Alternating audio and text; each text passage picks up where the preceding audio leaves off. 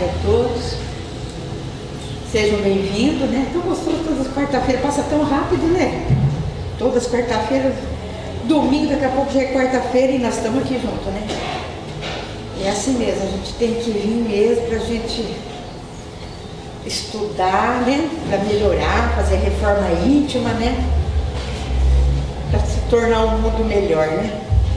Então, vamos fechar os olhos.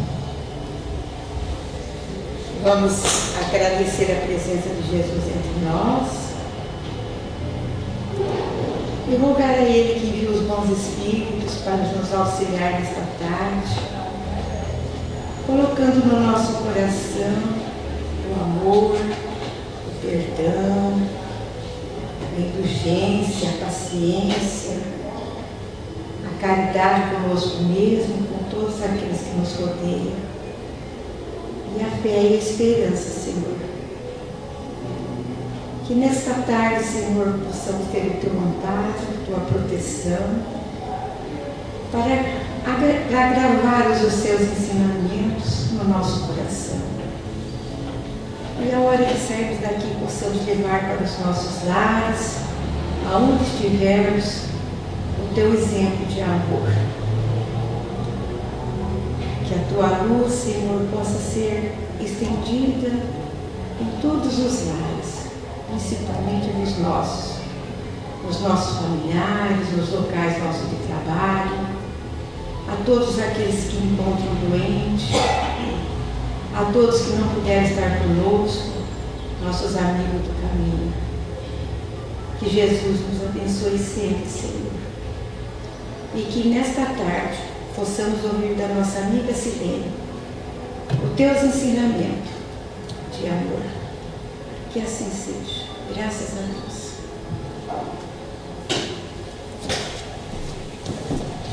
Boa tarde para todos. Hoje nós vamos falar sobre a misericórdia divina. Às vezes a gente fala assim,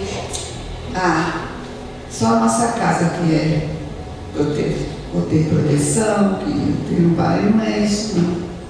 Não é a casa religiosa que nos faz cristãos verdadeiros. Cada um de nós que adentramos a casa devemos aproveitar para podermos absorver o conteúdo do lugar, onde se reúnem pessoas em qualquer religião.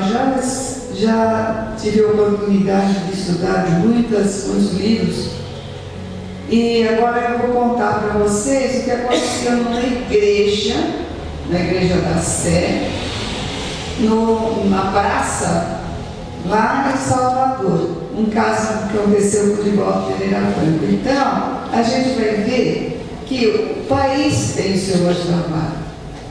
Cada país tem o seu, cada planeta, cada estrutura, né, do universo tem o seu anjo guardião, tem a pessoa responsável por ali. Nós temos na nossa família, na nossa casa, o mentor espiritual de cada membro da família e o mentor espiritual da casa, da família, né? Todos. Normalmente é aquele que nos conhece também. Madelinha, por favor. Aqueles que nos conhecem também, que eles avaliam as nossas necessidades para as encarnações. Eles nos ajudam na programação reencarnatória. E eles vêm e explicam porque eles estão sugerindo a nossa reunião, a nossa encarnação, né? As tarefas para a nossa encarnação.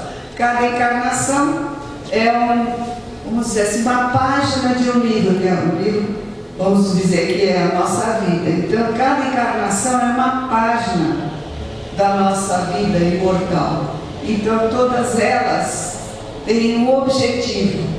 Cada um de nós tem um objetivo social, um objetivo de aprendizado único, né? nessa página, nessa oportunidade de vivência física. Mas realmente nós vamos dizer assim, avaliar o que nós fizemos, se é positivo ou negativo, vai ser do lado de lá. Porque a verdadeira vida é a vida espiritual. De lá nós viemos. Tem gente que fala assim, eu não acredito em reencarnação. Hoje eu recebi de uma amiga uma criança de 1 ano e 7 meses, 1 ano e 7 meses, sentada no colo da mãe, à frente de um piano, tocando com os dedos, mais de um dedo, e com o som perfeito. Então, como que aquela criança sabe tudo isso? Tem uma menina japonesa de 5 anos que toca aqui, nossa, ela dedilha o piano inteiro, música clássica, tudo. Então a gente vê o quê? Ela não teve 5 anos, não teve estrutura de estudo para tocar perfeitamente como ela toca. Isso não é reencarnação? Não é uma prova da reencarnação? Uma lembrança de épocas que a gente já teve? O aprendizado? Então a reencarnação é o único meio da gente ver a misericórdia divina. Por que as pessoas nascem diferenciadas numa mesma família? Uma nasce perfeita e o outro nasce com defeito físico. Nós temos uma colega que ela fala assim, fala para nós, elas são 4 irmãs. Ela falou, eu sou a mais nova, né? A menina mais nova. E com 8 meses de idade eu tive uma paralisia infantil que naquela época, 70 anos atrás, foi tratado como o quê? Um resfriadinho. E no fim era paralisia infantil. E as outras não tiveram. Por que ela teve? Por que só ela? A paralisia não apareceu nas outras? Porque o aprendizado era dela. Tem? Então tudo a doutrina espírita nos explica. E a gente passa pelas dificuldades da vida, falando não vou aguentar, no fim você passa, e se você começar a analisar, você vai ver que você teve ajuda. É aquela série que todo mundo conhece, aquela mensagem de Jesus nos carregar no colo quando tinha 2 pegadas na areia. Então, a misericórdia divina, ela é perfeita. Cada vez que a gente começa a entender as leis divinas, a gente vai ver que Deus é a perfeição absoluta, que tinha que ser assim mesmo. Então nós vamos estudar um exemplo de misericórdia divina nas pessoas, né? Divaldo fala assim, quando eu trabalhava no IPASE, nós funcionários dispunhamos do horário das 15h30 às 16 horas para o lanche, mas raramente eu saía. Aproveitava o tempo para fazer a correspondência. Mas certa vez, o ambiente no instituto estava tão agitado que eu resolvi sair. Andei pela Praça da Sé e entrei no Terreiro de Jesus, era outra praça, eram 3 praças interligadas. E a de São Francisco era do meio. Então era a Praça da Sé, o Terreiro de Jesus e a Praça São Francisco. Quando fui passando pela porta da catedral, é um lugar muito popular, onde ficam cantadores de viola, passistas, vendedores ambulantes. É uma balbúrdia infernal na zona tombada da cidade. Muito aturdido, com dor de cabeça, olhei para a basílica e vi um sacerdote franciscano em pé, já desencarnado. Fitei-o e ele me chamou. Tinha o aspecto de um homem com uns 70 anos. Vem cá, meu filho. Eu me aproximei e ele estendeu o braço e falou: veja, aqui está o mar tumultuado das paixões. Veja lá a balbúrdia, tem um monte de gente, né, que nós já acabamos de ver aqui. É uma região do chamado Bascom, de aventureiros e interesses escusos.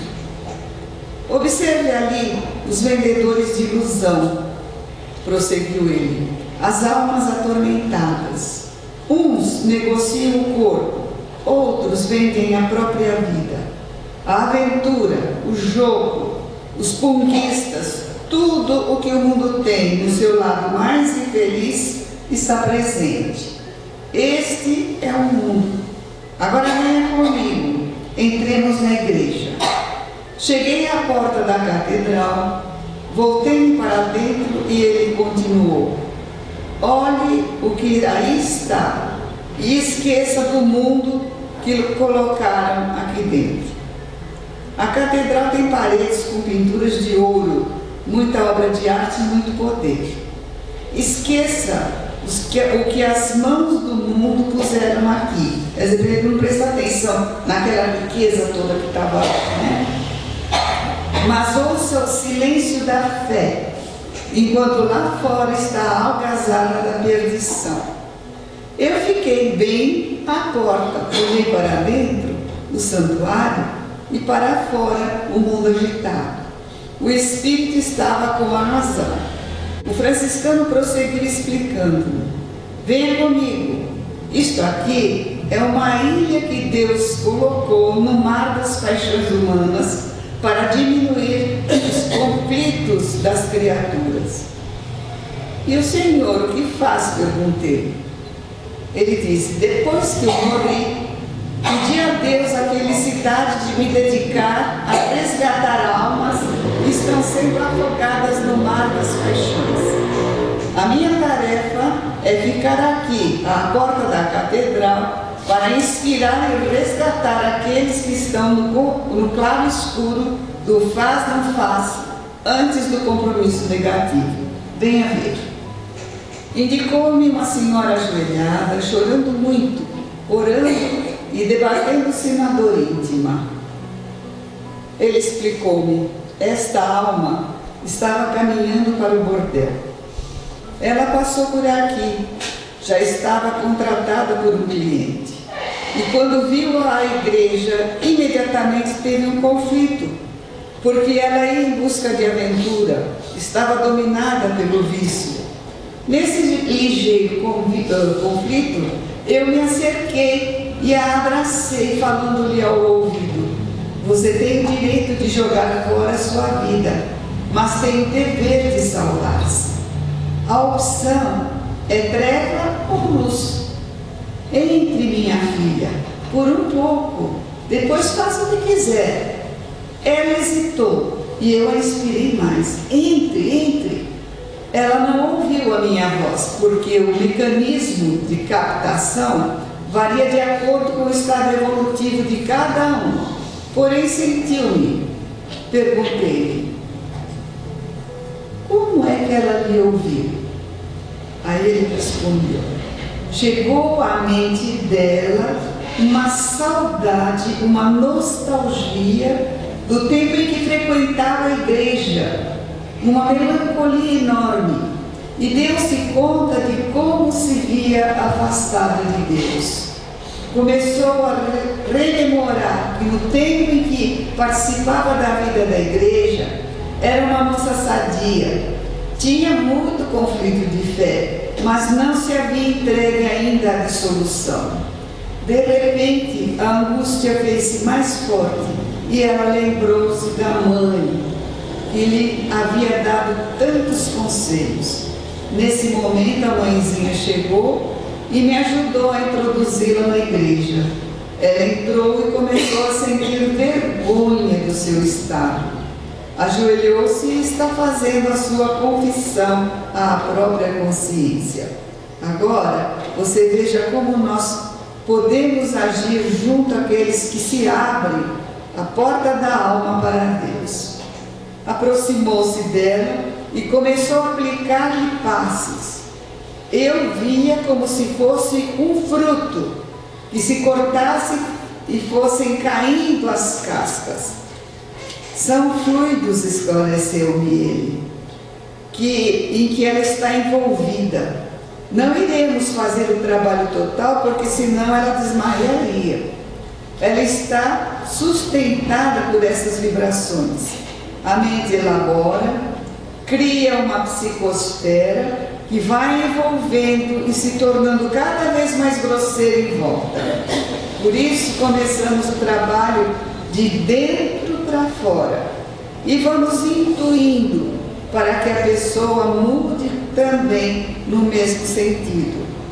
Retiremos os fluidos externos e a pessoa cria novas condições internas e mediante o processo continuamente do equilíbrio. Olha que interessante. Ela ia passando na rua, olhou a igreja, teve uma nostalgia. Começou a lembrar quando ela era jovem, estava na igreja, né? E ele aproveitou essa parte de saudade, vamos pôr entre aspas, e fez. Foi ele falou: entra na igreja, minha filha, entra lá, entra, né? E aí ela entrou. Quando ela entrou, ela começou a chorar, porque começou a reviver, rememorar os conselhos da mãe, a vida dela, como é que era, né? A época em que ela era mocinha, os conselhos todos da mãe. E ela teve vergonha da sua situação atual. Foi aí quando ela começou a exteriorizar uma vontade de modificação, porque quando a gente fica assim, a gente começa a querer ficar diferente, melhorar a aparência, melhorar tudo, né? Aí o que aconteceu? Ele foi lá e deu os passes. E aquela casca, isso que é interessante, olha, muito importante isso. Nós temos ao nosso redor uma psicosfera que é justamente formada pela nossa maneira de viver e de conceber a nossa vida. Então, essa psicosfera pode ser mais ou menos iluminada, como dizia Jesus: sois luzes. O que quer dizer isso? Que a gente aceita realmente luzes em torno de nós, à medida em que nós nos transformamos para melhor.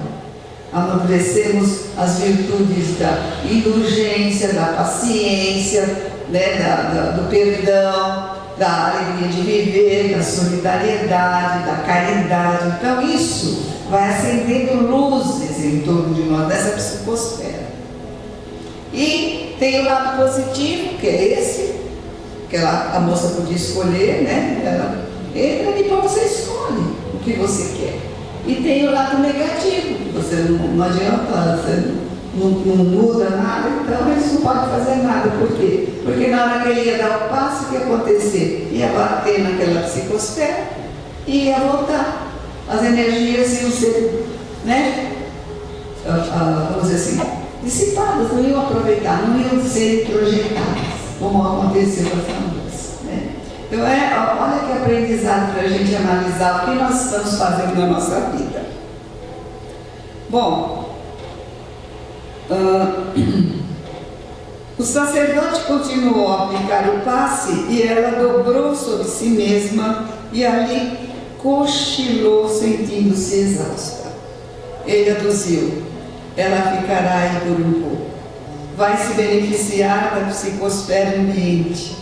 Há muitos que acusam o templo com argumentos negativos, mas não é o templo em si, é justamente a conduta daqueles que vêm ao templo.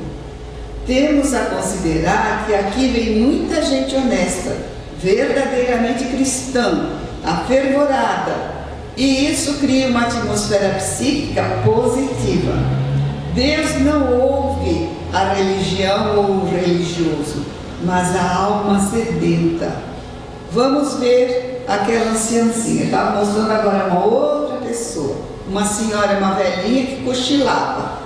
Uma dessas velhinhas típicas das igrejas ao cair da tarde. Ela estava dormitando e ele me elucidou. Muitos hão de dizer que a religião é para as pessoas desenganadas, tristes e infelizes. E com toda razão, porque Os felizes, os enganados, desculpe, e os alegres estão se comprometendo, pois que não sabem usar a felicidade, nem a saudade, nem a alegria. Desculpe, nem a saúde e nem a alegria. E é justo que a religião seja uma escola, mas também um hospital. Esta aqui está em tratamento porque está perto da desencarnação. Toda tarde ela vem para cá para desencharcar-se, a convite meu, a fim de que, ao desencarnar, tenha um despertar mais suave, mais tranquilo. Tá? Aí ele fala assim, você vai observar a técnica que nós usamos. Eu saí e fiquei à porta. Agora ele mostrou 2 casos dentro da igreja, agora vai mostrar na porta, do lado de fora, né? Ele falou assim, de um lado era o tumulto, do outro o silêncio. Era tão chocante o contraste que eu olhava para um lado e para o outro.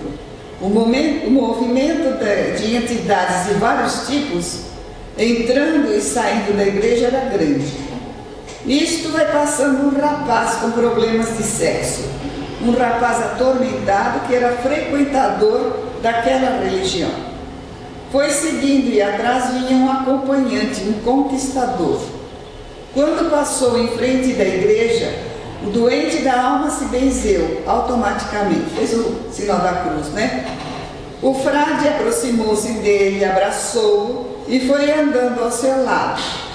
O cliente vinha atrás, era um caso de homossexualismo, a caminho de um bordel. O frade encostou a cabeça no ouvido do rapaz e falou-lhe por alguns momentos. Este, de súbito, parou e voltou. Chegou de frente da igreja, tornou a benzer-se e fez uma genuflexão. Nesse instante ele viu o altar ao fundo. Aí o sacerdote disse, venha. Ele olhou para a companhia e pediu que esperasse. Entrou na catedral, ajoelhou-se num dos bancos próprios, benzeu-se pela 3ª vez e começou a orar o Pai Nosso. Quando o franciscano se aproximou e pôs-se a aplicar de passos longe, ele começou a orar o Pai Nosso, e quando o franciscano se aproximou, ele pôs-se a aplicar de passes longitudinais. Ele me explicou, é um passe calmante para as funções genésicas. O moço aí ficou embevecido por alguns instantes e começou a reflexionar em torno da própria vida. Valeria a pena a prostituição a que se entregava? E terminou chorando. Ficou uns 15 minutos com o acompanhante a certa distância. Daí a pouco, o acompanhante como que resmungou e resolveu ir-se, porque o sacerdote inspirou para que ele fosse embora. Quando o rapaz se levantou e procurou, não o encontrou, resolveu entrar de novo e ficar talvez um pouco mais na igreja. Naturalmente, disse o frade, não os resgatamos do vício, mas hoje ele não descerá um degrau a mais na escola da queda moral. O meu prazo esgotou-se, disse o Divaldo, né? E o franciscano, ele começou a visitar o franciscano. E, em certo momento, o franciscano falou, agora eu vou trabalhar lá, naquela praça do vício, né? É para lá que eu vou, chegando uma equipe de colaboradores. E para cá vão vir 2 sacerdotes mais jovens que estão terminando um curso no mundo espiritual. Eles vão fazer esse trabalho que você viu, teve o exemplo no dia de hoje. Então, acho que quando a gente vê esses casos, ele completa mais coisas, a gente vê a misericórdia divina, não importa o lugar onde você está. A ajuda espiritual, ela chega. Não tem rótulo, mas temos que abrir um pouquinho as portas do coração, para que essa ajuda possa penetrar integralmente no nosso espírito. Então, o problema todo é a disciplina que cada um de nós tem que ter na vida, principalmente moralmente falando. é o Evangelho no lar, é agradecer a Deus pela benção da vida quando levanta, se possível fazer uma prece. Não precisa ser longa, mas um pensamento a Deus. Aí o nosso anjo da guarda vai ter chance de nos auxiliar. Então, na hora de deitar, fazer uma breve avaliação do dia, também agradecer a Deus, né? E é assim, procurar agir no dia sempre com respeito, com responsabilidade, sem causar assim aborrecimentos a alguém, sem ser pedra de tropeço na vida. Então, justamente trabalhar o nosso mundo íntimo para que a gente possa poder receber nos momentos em que a gente, vamos dizer assim, está em dúvidas de resolver algum problema, a gente vai receber essa intuição, que nem o frade falou, a intuição, para que a gente não resvale pelo lado mais negativo das nossas ações, né? Então, a nossa proposta é justamente isso, com o conhecimento espírita, com o conhecimento de saber que a gente tem, pode ter essa ajuda. Por isso que nas reuniões mediúnicas, os espíritos nos falam, eles deixaram eu entrar. Quer dizer, tem uma censura na porta do centro espírita, não é qualquer um que entra, tem uma censura. É todo aquele que está propenso a ser auxiliado, aquele que realmente vai captar, vai trabalhar em si, no seu coração, algum conselho que vai receber, se esse conselho for positivo. Então é isso, que a gente possa abrir o nosso pensamento, o nosso coração para esses pensamentos positivos na vida, tá? Muita paz, muita paz. A gente vai passar agora dos passos, nós convidamos os médiuns passistas para que